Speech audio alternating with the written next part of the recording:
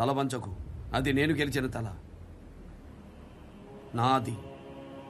నువ్వు రాజ్యాన్ని ఇవ్వనన్నా, రణాన్ని కోరుకున్నా తప్పు కాదు. అది పౌరుషం. ఈ గడ్డను నువ్వెళ్ళినా నేనేళ్ళినా తప్పు లేదు. ఒకే ఖండ వారసత్వం. పరాయి యవనంలో పంచన చేరావు. తప్ప కాదా? భూమిని విస్తరిస్తున్న విదేశీయుడి ప్రాపకం కోసం వ్యక్తిత్వాన్ని చంపుకున్నాను. మన్నించు మిత్రమా. ఇకపై నీవు మా ప్రతినిధివి. శాతవాహన సామ్రాజ్య సామంతుడిగా సుపరిపాలన సాగించు. నీకు సలహాదారుడిగా దేవదత్తుడిని నియమిస్తున్నాను. ధన్యుణ్ణి శాతకర్ణి ప్రభు.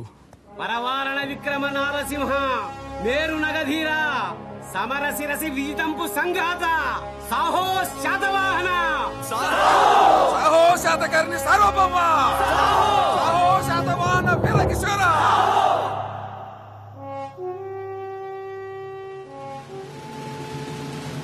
శాతకర్ణి అంటే 100 చెవులు గలవాడని అర్థం. ఆ భూభాగం మీద ఎక్కడ అడుగు పెట్టినా అతనికి వినపడుతుంది. అతను శాతకర్ణుడు కూడా. అంటే 100 చేతులు ఉన్నవాడని అర్థం. 100 మందికి ఒక వెటు సరిపోతుంది. ఈ కళ్యాణ దుర్గం విజయంతో దక్షిణ దేశాలన్నీ శాతకర్ణి శోంతమయ్యాయి. ఇప్పుడు భరతఖండానికి 2 రాజులు. ఉత్తరానికి నహపానుడు, దక్షిణానికి శాతకర్ణి.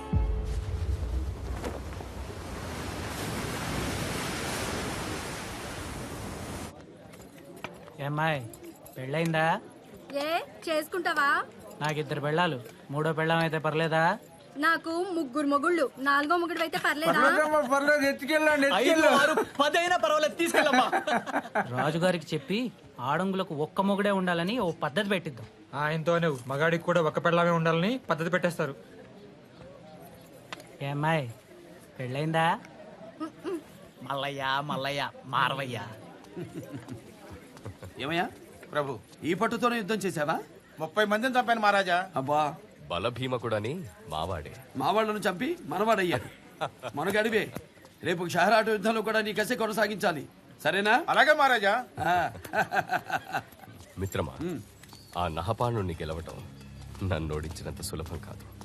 మన ఇరు సేనలు కలిసిన సౌరాష్ట్ర సేనలో 4వ వంతుంటది. యుద్ధంలో గెలిచేది సైన్యం కాదు కాంజీ, వ్యూహం. చుట్టూ వింజ పర్వతాలు, మధ్యలో నహాపానుడి కోట. ఏకకాలంలో 3 వైపుల నుండి కనుమలు దాటాలి. ఒకవైపు చిత్రకూటం, ఇంకోవైపు విజయప్రస్థం, మరోవైపు ధర్మధామం. ఈ రాజ్యాల యువరాజులే నహపానుడి చెంత బందీలుగా, అదే అతిథుల్లాంటి బందీలుగా ఉన్నారు. వీళ్ళెవరూ సౌరాష్ట్ర మీద యుద్ధానికి రాకూడదన్నది మొదటి నిబంధన. ఎవరొచ్చినా ముందు వీళ్లే అడ్డగించాలనేది 2వ నిబంధన. 3 రాజ్యాలు బిడ్డల కోసం కావలి రాజ్యాలయ్యాయి. ఇక ఈ భరతఖండంలో నేను గెలవలసిన రాజ్యాలన్నీ ఆ నహపానుడి పాలనలోనే ఉన్నాయి. దూతను చంపిన దూర్తుడు వాడొక్కడిని ఓడించి సౌరాష్ట్రాన్ని సొంతం చేసుకుంటే మన జాతి ఒకే పతాకం కింద ఏకమైనట్టే.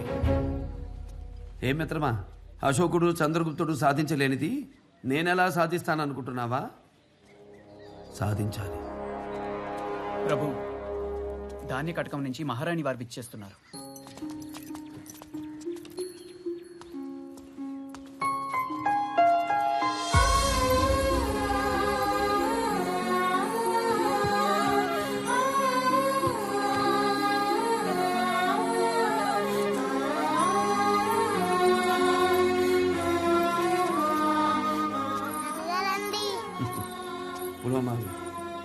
ఎలా ఉన్నావు?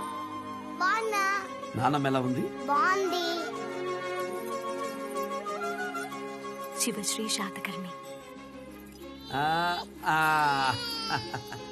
నాన్నగారి పేరు.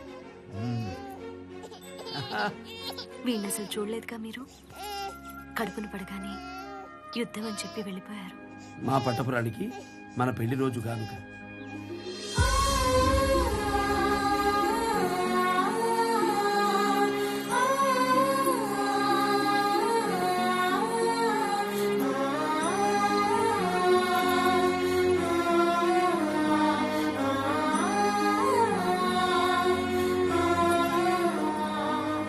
కలకంటి కంట కన్నీరుండకూడదు.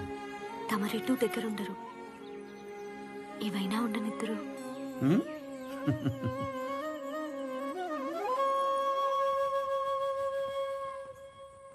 అమ్మయ్యో, ఇన్ని గాయాలే.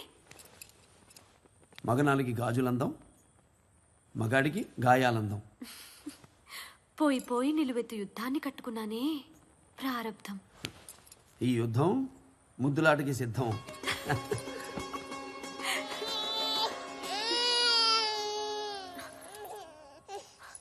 అయ్యో నా తండ్రి, బిడ్డకు ఆకలేసిందండి. బంగారు తండ్రి, లేదు లేదు లేదు లేదు లేదు లేదు. అయ్యో ఆకలేసిందా నాన్న?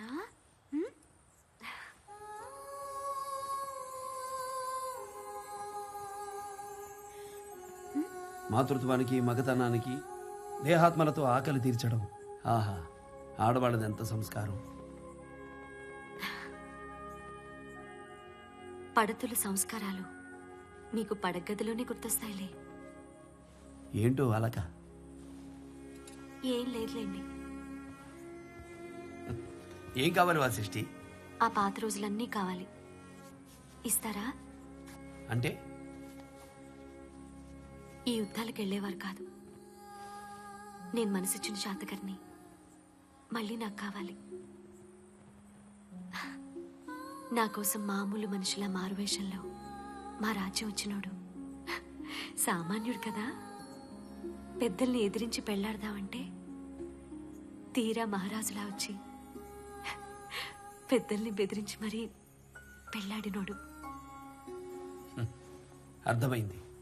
ఉదయాన్నే సిద్ధంగా ఉండు. దీనికి సరదాగా సామాన్యుల్లా సంచరించొద్దాం. సంతలకు వెళ్దాం, వింతలు చూద్దాం, మళ్ళీ చిన్నపిల్లలు బాబుదాం. నమ్మదగ్గ మాటలే. శాతకర్ణి,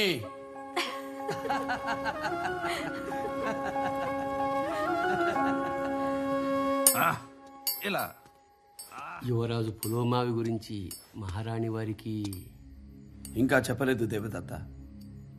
సావకాశంగా చెప్పాలి. తల్లి కదా.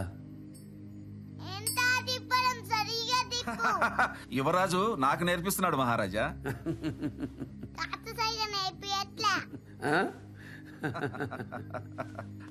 రండి కానివ్వండి.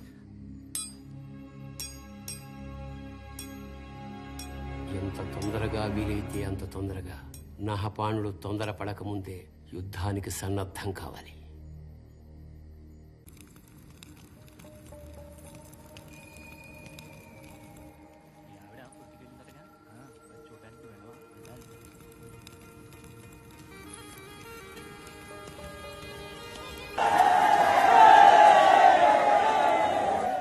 కొంతకాలం ఇలాగే ఉండిపోతే ఎంత బాగుండు. ఇంకా నయం, సౌరాష్ట్ర నహాపానుడు బతికిపోడు.